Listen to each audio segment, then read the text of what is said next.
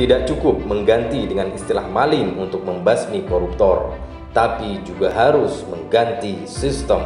Hal ini mengapresiasi mereka yang peduli dengan kekhawatiran korupsi di negeri ini, termasuk mereka yang resah dan kemudian menganjurkan mengganti istilah koruptor dengan maling uang rakyat. Elemen publik ini diantaranya adalah Forum Pimret Pikiran Rakyat Media Network.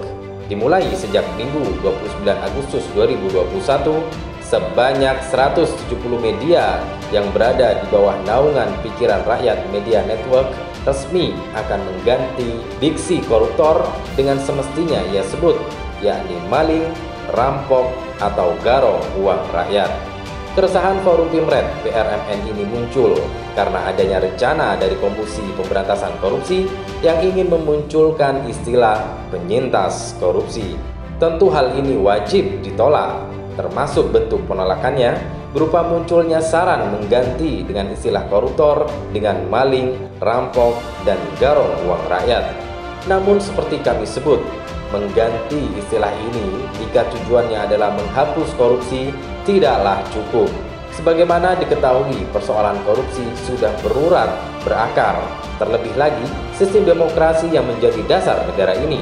Dengan demokrasi, biaya politik menjadi sangat mahal.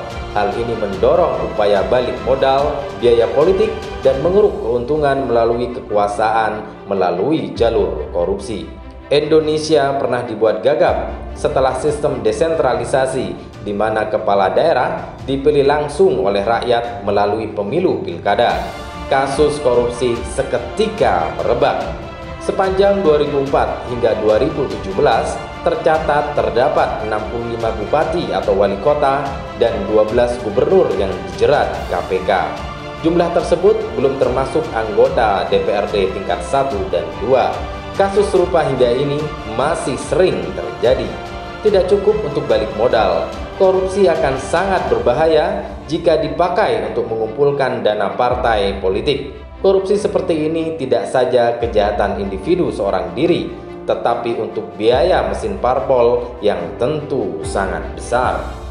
Menurut KPK, ada sebanyak 36% kasus korupsi yang mereka tangani melibatkan parpol. Sungguh mengerikan. Ini penting karena bahwa 36% kasus yang ditangani KPK melibatkan parpol dan pejabat politik, sehingga penting menjadikan politik itu sebagai sarana perbaikan, kata Direktur Pendidikan dan Pelayanan Masyarakat KPK kala itu, Giri Suprabdiono di Jakarta.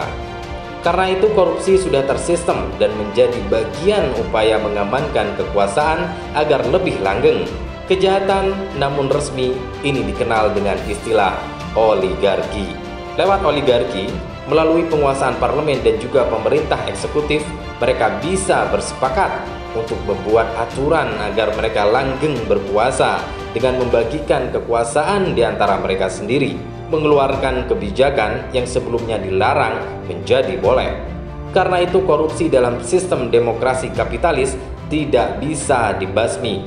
Kita memerlukan sebuah cara di mana ketakwaan individu yang tinggi, berintegritas, dan takut kepada Al-Khaliq, serta aturan yang ketat dan semua sama di hadapan hukum, transparansi dan akuntabilitas yang terjaga, pengawasan publik untuk saling menjaga kepatuhan, sistem yang luhur bukan rakus seperti sekarang. Hal ini hanya bisa dipenuhi sistem yang berdimensi agama, dan tentu itu adalah Islam.